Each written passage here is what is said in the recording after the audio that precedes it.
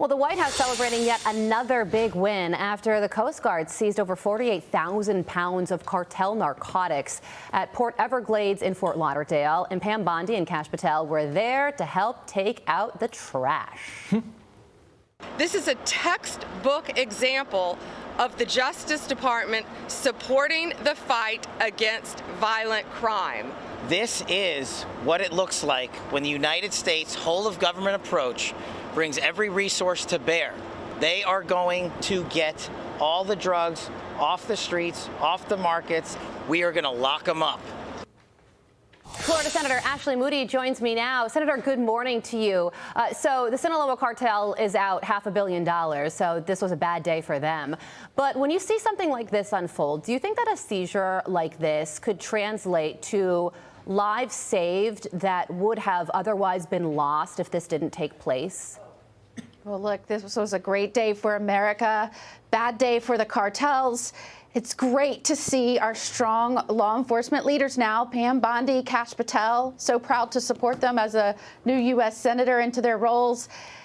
Going down there, taking the time, showing that we are going to take this drug crisis seriously. This is the #1 crisis facing America right now, a drug crisis. So the fact that you have them dedicating their time, waving the flag, say, not only have we declared the cartels foreign terrorist organizations, we're going to actually follow through and be aggressive and lock these guys up. Americans have been clamoring for this. Families that have been destroyed have been begging for this. And I, as a former federal prosecutor who did these cases, as a former judge, and now as a senator, I am so proud of this country.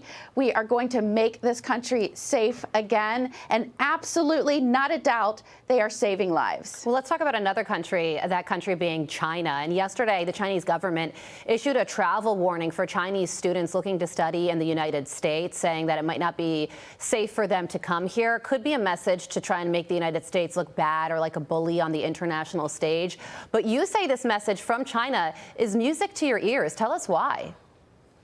Yeah, listen, President Trump came in and said to all of the leaders that he was assembling on this dynamic team, the U.S., we are suckers no more.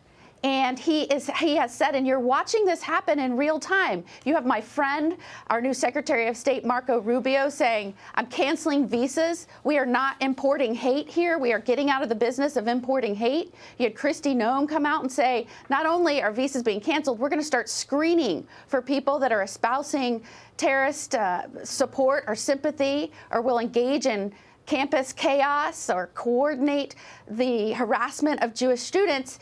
And what I've been saying is, look, China, they're not hiding the fact that they are enlisting students to come over here and be espionage agents. In fact, they passed laws requiring Chinese nationals to participate in intelligence gathering. And since then, we have seen an explosion in those students here on visas, sneaking onto military bases, stealing information. So as soon as those laws were passed in China, if we were smart, we would have passed laws here stopping any visas going to Chinese nationals, because we don't want to import hate. We cannot import espionage agents that are going to steal our military secrets or intelligence. And so this is such a sign that we are getting back on the right course. We're making common sense, smart decisions, putting American interest first, and I commend our leaders and President Trump.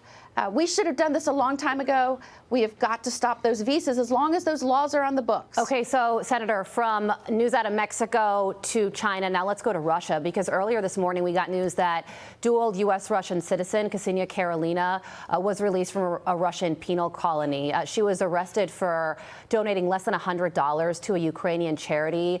She was greeted at an airport in Abu Dhabi by John Radcliffe. So this is another example of a U.S. citizen who was wrongfully detained, now released under the Trump administration. And it could be seen as a potentially good sign for negotiations involving the Russia-Ukraine war. So what do you think about this news?